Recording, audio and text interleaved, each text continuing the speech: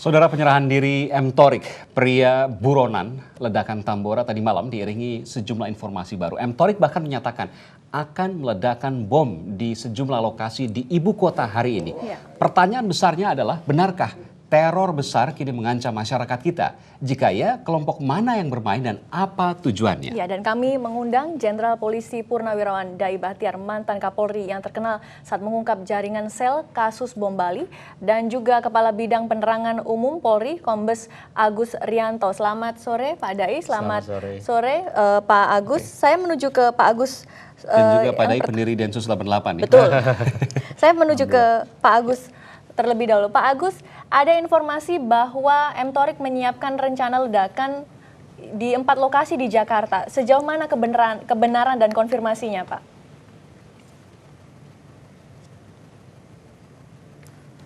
Ya baik, memang betul sesuai dengan penjelasan yang disampaikan yang bersangkutan kepada tim penyidik kita, bahwa kelompok M. Thorik ini akan melakukan upaya-upaya tindakan teror khususnya di wilayah Jakarta terhadap beberapa tempat. Kalau kemudian Pak Agus, sehingga informasi tersebut kita terus dalami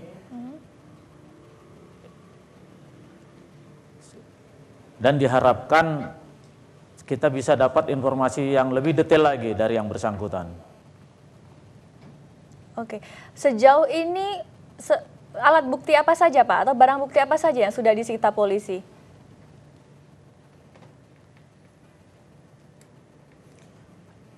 Pada saat yang bersangkutan kemarin menyerahkan diri, memang kita temukan lagi satu senpi rakitan yang dibawa oleh yang bersangkutan. Kemudian kita gabung dengan barang bukti yang sudah kita miliki, baik dari Tambora, kemudian juga kita satukan dengan Beji yang kelihatannya memang ada keterkaitan antara M. Thorik pada saat peristiwa di Tambora dengan kejadian di Beji pada beberapa hari yang lalu, hari Sabtu malam. Pak Agus, ada satu hal yang agak ganjil di sini. Ketika M. Thorik kemudian menyerahkan diri sendiri, menyerahkan pistol rakitan baretanya, kemudian mengakui bahwa akan melakukan pengoboman di sejumlah tempat. Apa yang sesungguhnya ia katakan terkait hal itu dan kenapa kemudian alasan dia menyerahkan diri? Mungkin Pak Agus bisa menjelaskan kepada seluruh pemirsa dimanapun berada.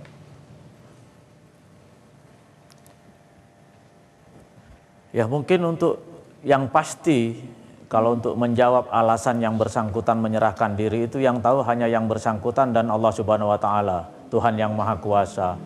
Sehingga bagi kami penyidik, itu adalah keinginan yang amat sangat baik bagi yang bersangkutan, kemungkinan menyadari bahwa perbuatannya adalah melanggar hukum, sehingga apabila dilakukan akan merugikan orang banyak, dan yang bersangkutan punya inisiatif untuk menyerahkan diri. Pak Agus, apakah kemudian disebutkan berpatokan hanya pada keterangan yang diberikan oleh lainnya? Ya. Apakah kemudian disebutkan oleh M. Thorik ada kawan-kawan lainnya dalam melaksanakan rencana jahatnya ini? Ya ini masih kami lakukan penelusuran dan pendalaman karena ini sudah masuk dalam materi ya Mas ya. Jadi saya tidak bisa ungkapkan di sini. Kita akan lakukan pendalaman terhadap informasi sekecil apapun yang diberikan oleh masyarakat termasuk M. Thorik kepada kita sehingga kita bisa mengungkap apa yang sedang kita tangani secepat mungkin. Oke, baik. Saya beralih ke Pak Dai Bachtiar. Pak Dai Bachtiar, Anda mengikuti pemberitaan tentang Thorik. Tanggapan Anda sendiri apa? Ini menjadi sebuah perilaku yang aneh dari kelompok terorisme yang sebelum-sebelumnya dikenal sangat militan. Tiba-tiba kemudian dia menyerahkan diri, menyerahkan juga beberapa senjatanya. Ya, pertama saya kesempatan yang baik menyampaikan apresiasi ya pada Polri, juga Den88 yang terus mengembangkan hasil penemuannya diawali dari peristiwa yang di Solo itu. Saya kira kemudian berkembang.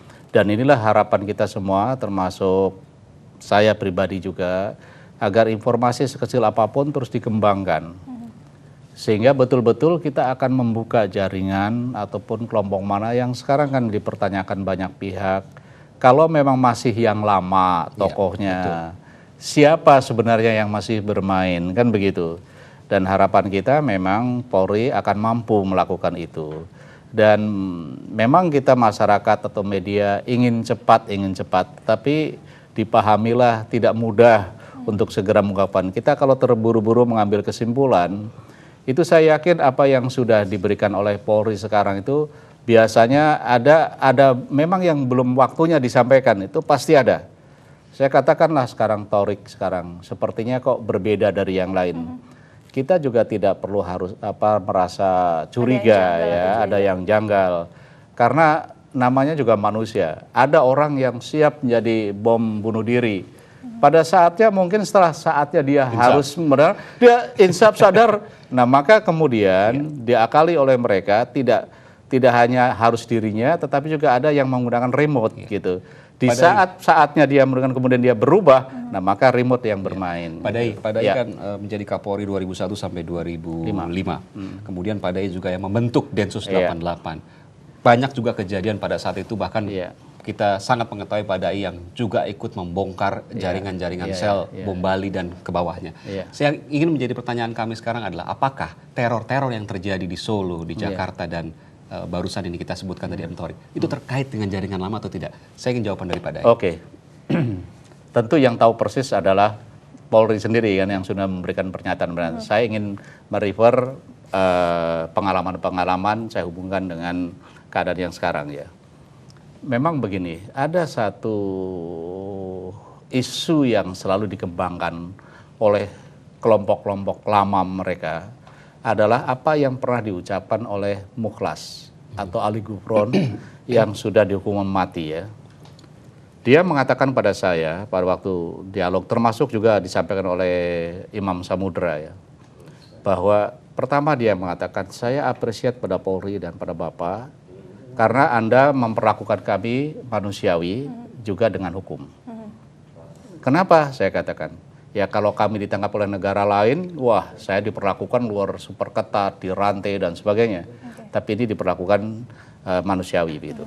Yang kedua, kalau di dunia ini masih ada ketidakadilan terhadap Muslim, kalaupun saya nanti dihukum mati pada Dai katanya, maka kalau akan ribuan Mukhlas akan lahir sepanjang masih ada ketidakadilan terhadap Muslim. Itu dikatakan Mukhlas. Iya, dikatakan Mukhlas atau Ali Gufron ya. Dan ada tiga yang dihukum mati kan Mukhlas, Amrozi dan Imam Samudra. Dan itu juga disampaikan Imam Samudra. Artinya begini, kalau isu itu yang terus dikembangkan untuk merekrut anggota-anggota baru, ya, maka apa yang diucapkan Mukhlas tahun 2002 terjadi berikutnya kan, bom Marriott yang kedua. Itu anak umur 17 tahun. Betul. Tapi ya kan 2002 berarti masih umur 7 tahun. 7 tahun. Bisa jadi mereka belum tentu satu jaringan, tapi pemikirannya sama. Kalau kita melihat jaringan adalah tokoh-tokohnya. Tapi kalau orang-orang pelaksananya anak-anak mungkin dia tidak tahu apa itu jaringan. Dia yang penting bahwa waktu direkrut oleh tokoh-tokohnya, dia hanya ingin berbuat sesuatu. Pertanyaannya kemudian Pak Dai, kenapa anak yang dulu berusia 7 tahun pada 2002 kok begitu cepat dalam waktu 10 tahun menjadi teroris? Indoktrinasi. Tapi jangan dijawab dulu Pak Dai, nanti setelah jeda berikut ini. Saudara kami masih akan kembali dengan dialog eksplorasi kami dengan mantan Kapolri yang juga pembangun dari Densus 88 yang juga mengungkap berbagai jaringan sel di bom Bali pada tahun 2002 dan 2005. Saudara kami masih akan kembali setelah jeda berikut ini.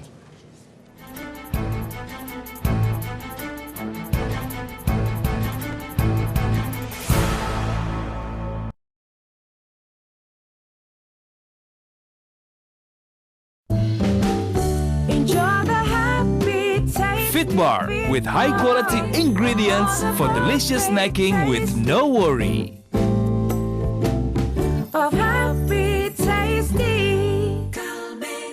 Waspada, pemicu radikal bebas. Kini hadir Entrasol, susu dengan antioksidan dengan profit formula. Bantu penuhi kebutuhan antioksidan. Entrasol, susu dengan antioksidan. Tanta Ginting mempelajari ilmu silat Cikalong. Tarung episode Cikalong, Senin 10 September jam 9 malam. Kompas, Inspirasi Indonesia. Kenyamanan melakukan perjalanan udara akan kurang sempurna jika mengalami banyak masalah. Disinilah peran bisnis ground handling diperlukan. Ground handling itu adalah bagian daripada airlines. Peran itu melibatkan pre-flight, in-flight, dan post-flight. Kompas 100, Senin 10 September jam setengah 11 malam. Kompas, Inspirasi Indonesia.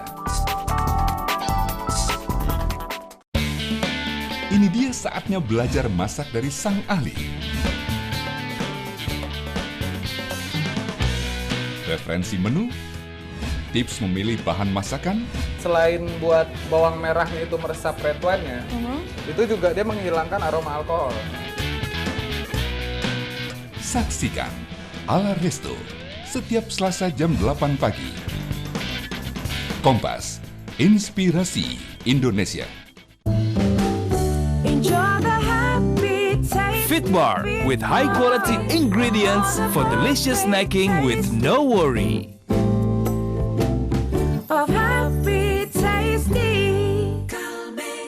Waspada, pemicu radikal bebas. Kini hadir Etrasol, susu dengan antioksidan dengan profit formula. Bantu penuhi kebutuhan antioksidan. Etrasol, susu dengan antioksidan.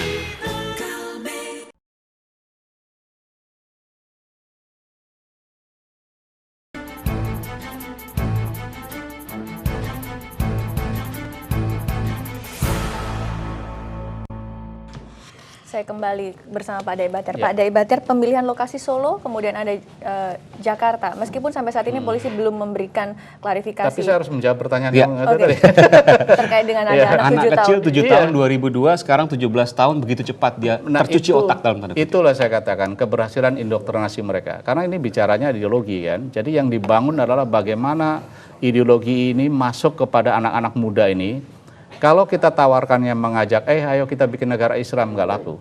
Tapi kalau konsepnya konsep persaudaraan Muslim, maka akan masuk kepada anak-anak ini. Misalnya kan begini, Anda lihat itu Muslim di suatu negara, misalnya ya, kalau secara global, mulai dari di Palestina, diangkat di Afghanistan, diangkat di Irak, mungkin nanti terakhir sekarang Rohingya sekarang, itu masuk kita regional lah Rohingya ya.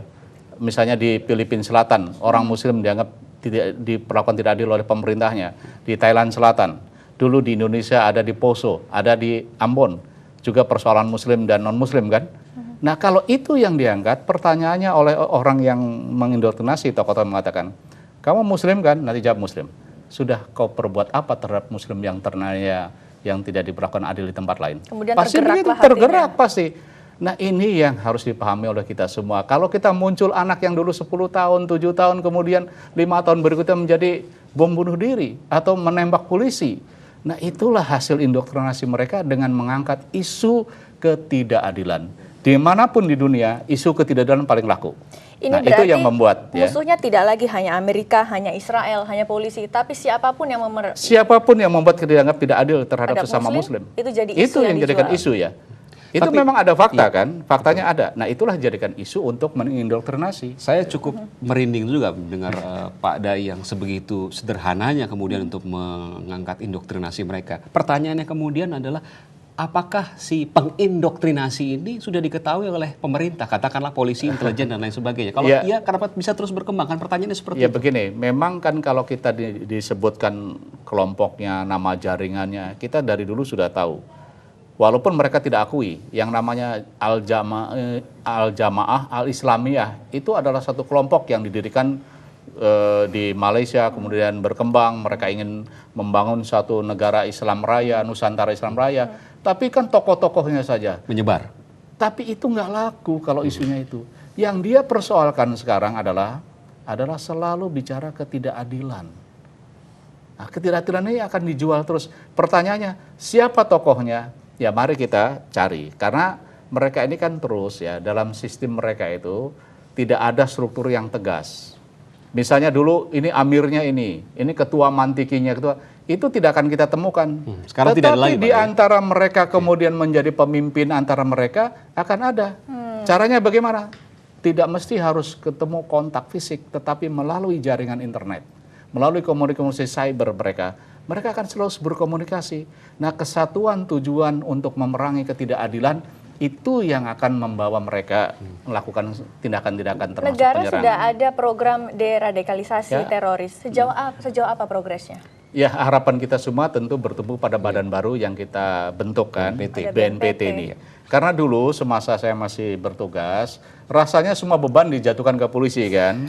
Suruh nyari, polisi sudah nangkep, polisi membawa proses, polisi suruh deradikalisasi, polisi lagi kan. Nah, dengan BNPP kita banyak berharap bahwa BNPT janganlah berbicara lagi pada penegakan hukum, biarlah polisi atau Den88 yang sudah kita bentuk bekerja, kemudian BNPT konsentrasilah kepada tadi. Tapi boleh juga kita tanyakan ke polisi yang masih aktif ini, silakan. Pak Agus. Pak Agus, dari pembicaraan kita dengan kami dengan Pak Dai Bahtiar bahwa ada memang hal-hal sederhana yang digunakan untuk mengindoktrinasi. Yang ingin kami tanyakan, sejauh mana polisi mengetahui dan juga melakukan, katakanlah bekerjasama dengan BNPT untuk melakukan proses deradikalisasi?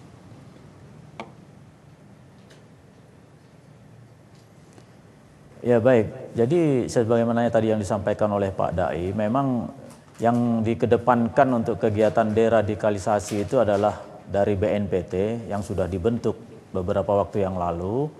Tapi juga di situ juga kan ada unsur-unsur diantaranya adalah Polri. Jadi kita sudah secara simultan bekerja sama dengan BNPT untuk melaksanakan program tersebut. Hanya mungkin untuk keberhasilannya masih harus kita tingkatkan lagi sehingga diharapkan bahwa untuk upaya-upaya penegakan hukum itu adalah upaya-upaya yang terakhir apabila memang kita temukan pelanggaran-pelanggaran hukum. Namun demikian tidak menutup kemungkinan bahwa upaya-upaya yang dilakukan oleh Ya, kalau kita lihat target dari M-Torik ini, 4 dari target M-Torik, 3 diantaranya itu adalah polisi. Brimob, pos polisi, dan juga satu lagi kantor polisi. Baru yang satu adalah komunitas umat beragama. Yang ingin saya tanyakan adalah, kalau seandainya ini berarti serius betul dong serangan terhadap polisi ini. Artinya tidak bisa main-main juga polisi dalam hal ini.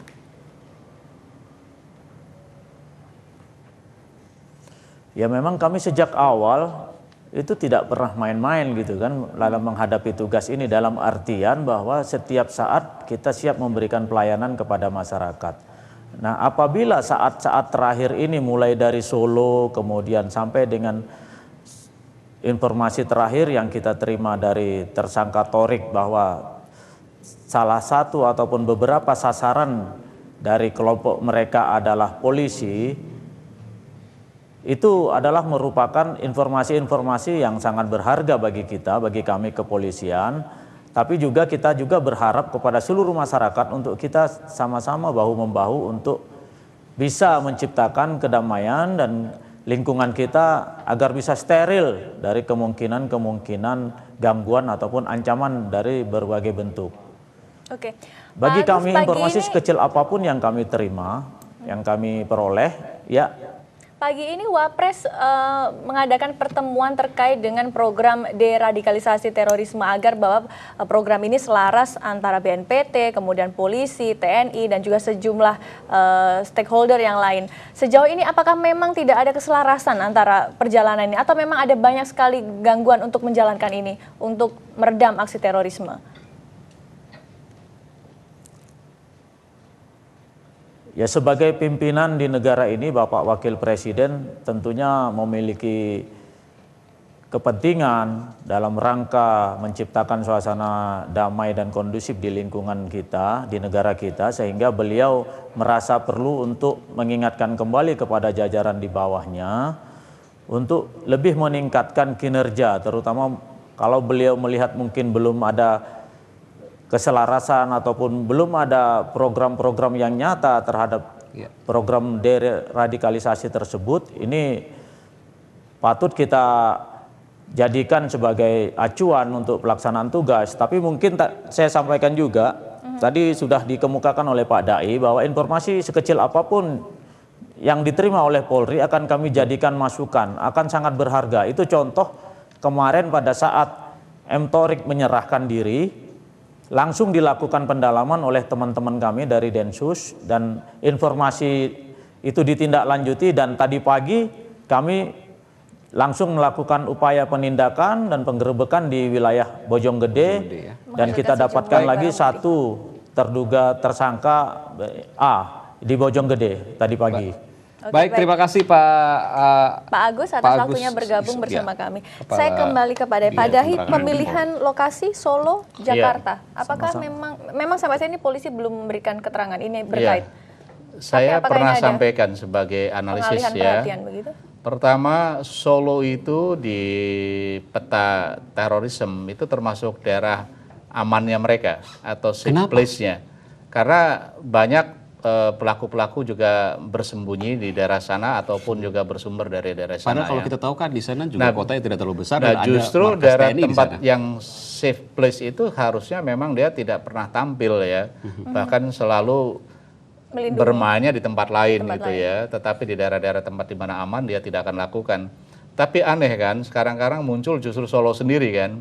Oleh karena itu kita jangan terjebak dengan penyesatan mereka. Saya sampaikan. Analisa Anda apa? Karena bisa saja kalau nanti dia katakanlah melakukan penembakan terhadap anggota Polri yang sedang jaga, itu kan sepertinya akan menantang begitu kan. Dan akhirnya tentu polisi marah. Polisi akan mencari ngobrak-abrik daerah sekitar, konsentrasinya ke sana, sementara tempat lain lengah dan dia lakukan. Nah, itu yang sering saya ingat. Yang ingin saya tanyakan terakhir Pak, kalau sehari kemudian pertama kita dengar 2000 pemboman beberapa gereja di Jakarta, kemudian ada 2002 bom Bali, dan sampai saat ini 2012, berarti bisa dikatakan proses deradikalisasi gagal. Ya, kita mengatakan gagal belum selesai lah, karena masih banyak hal kan. 10 karena tahun mereka, lebih, karena begini ya, sangat tergantung daripada bagaimana fakta yang dia jadikan isu itu muncul apa tidak. Kalau ternyata masih ada, apalagi kalau isunya isu yang di luar kemampuan Indonesia, seperti misalnya Rohingya, apa Indonesia mampu bicara sana? Kan itu di luar kemampuan kita kan. Kalau kita isu lokalnya kita sudah hentikan, misalnya Poso dan Ambon, sudah kita hentikan. Itu kan kemampuan kita. Tapi kalau yang dijual isunya di luar kemampuan Indonesia sendiri, ya enggak? Dan itu akan terserap politiknya, karena kita konsep persaudaraan sesama Muslim harus saling membantu. Walaupun semua sudah diingatkan kan. Ya, meskipun ada juga ya kejadian di luar ngebomnya di tanah air. Bisa jadi ya. Karena itu konsep saling membantu. Karena ya saya katakan, ini coba ucapannya Imam Samudra kalau pernah diingat. Kamu saya katakan akan membalas dendam kepada Barat lah. Ya enggak? Kemudian yang dibom Bali. Dan ternyata yang meninggal juga ada orang Muslim. Apa jawabnya? Pak Dai, tolong sampaikan pada keluarga ahli warisnya orang Muslim yang kena bom. Mudah-mudahan Allah akan memaafkan dosa-dosanya. Coba. Ini kan sesuatu yang kadang-kadang diada-adakan oleh seseorang. Ya irasional lah. Ya. Bagaimana? Dan kami terus menunggu BNPT, polisi, dan juga mungkin alumni Pak Dai sebagai orang yang berpengalaman betul di bidang hal ini. Saya ingin sampaikan Den 88 itu orang melihatnya sepertinya mereka bersenjata dengan rompi. Tapi itu 3 kemampuan yang saya bangun ya waktu itu. Pertama, Den 88 itu kemampuan intelligent analysis. Ya, jadi mereka harus bekerja secara intelijen. Yang kedua, scientific crime investigation. Baru yang ketiga, striking force. Tapi yang dilihat oleh publik selalu yang striking force-nya. Baik, terima kasih. Terima kasih Pak Dai atas waktunya bergabung bersama kami di Kompas Petang. Dan juga ada Pak Agus Rianto, kami ucapkan juga terima kasih telah bergabung bersama Kompas Petang. Iya, terima kasih Pak Agus. Dan saudara, kita beralih ke paruh selanjutnya 10 hari jelang Pilkada DKI. Mari kita kembali dalami profil mereka yang akan berlaga sesaat lagi. Di Kompas Petang.